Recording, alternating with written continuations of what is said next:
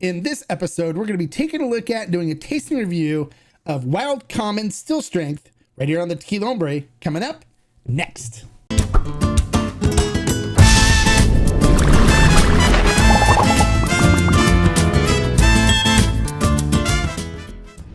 Hello and welcome to this episode of the Tequila Hombre, where today we're going to be taking a look at and doing a tasting review of Wild Common Still Strength. This tequila comes out of NOM 1123, which is otherwise known as Cascaween. Cascaween normally makes really good tequilas, Blancos, whatever. They do have some brands though that use additives, so just because something does come from Cascaween, don't think that it's going to be all additive free. They do have a couple brands that use additives, so just beware of that when anytime you're looking at a brand from Cascaween. This particular brand does not use additives, so you're safe with that. Let's talk a little bit about how this is produced. So I did do a review of the regular expression of Wild Common, the first one to come out. You can find that review on the channel. I'll put a link to it in the description for easy access. So this one, it is cooked in brick ornos, and then it is crushed. The fibers are, the sugars are extracted using both a Toona and a roller mill, and then they ferment it. After fermentation, it is then twice distilled using both stainless steel pot stills and copper pot stills, and it is distilled twice to strength, which is 100 proof for 50% alcohol by volume. So that's pretty much how this tequila is made. Let's not waste any more time. Let's get into the tasting portion and see what this tequila is all about. All right, so just as a reference point, this tequila normally retails for somewhere between $80 to $90 at retail locations around the US. We'll go ahead and pour a little bit in the glass, and then we will check it out.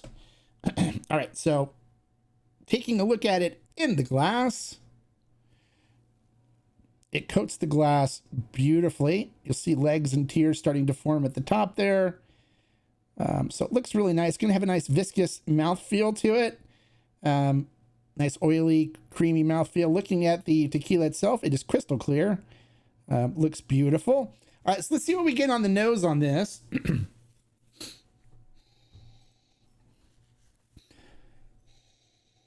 right, the nose is very light. But I'm picking up some cinnamon, sweet cinnamon notes. Some baking spices in there.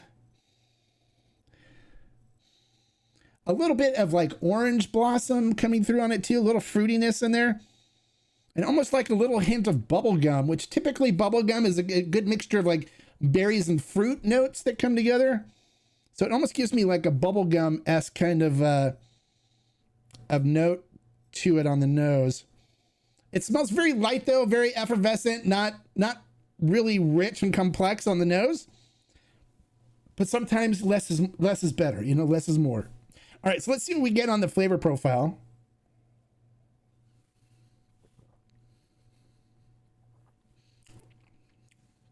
All right, first sip, we're gonna get our mouth acclimated to 50% alcohol by volume.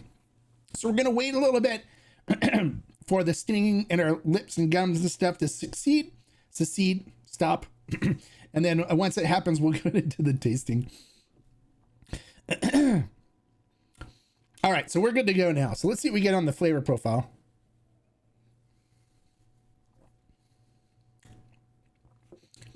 Has a nice oily mouthfeel to it. Definitely picking up some sweet cinnamon notes with some baking spices. A little bit of anise bitterness coming through on it. A lot of anise bitterness coming through on it in the middle. Little hints of fruit in there, little hints of citrus like orange peel coming in on it. But other than that, there's not a whole lot of complexity to this.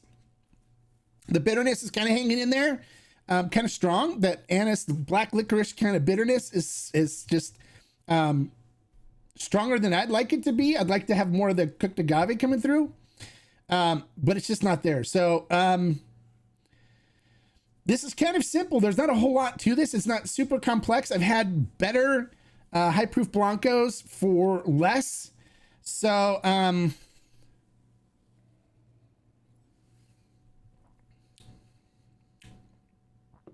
yeah, there's just a lot of that bitterness there that follows the sweet cinnamon notes in the beginning.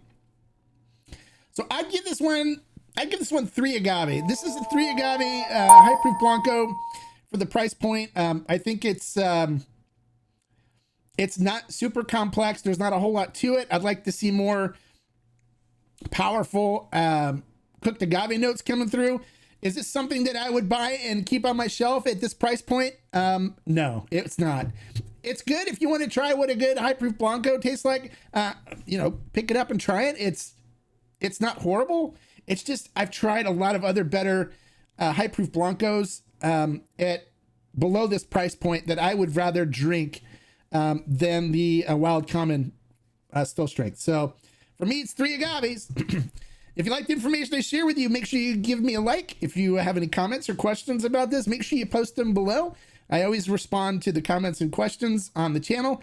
And don't forget that if you're new to the channel, welcome to the Tequila Hombre channel. And don't forget to click that subscribe button right there and the notification bell next to it right there. And that way you'll be notified of all the new videos that we post, as well as the live streams that we do. And you can participate more in the Tequila Hombre community. We'd love to have you. And well, that's pretty much it for Wild Common for me for the Still Strength. And like I always say, life is too short to drink bad tequila. So keep following my reviews, keep taking my recommendations, and you'll be in good shape. Salute.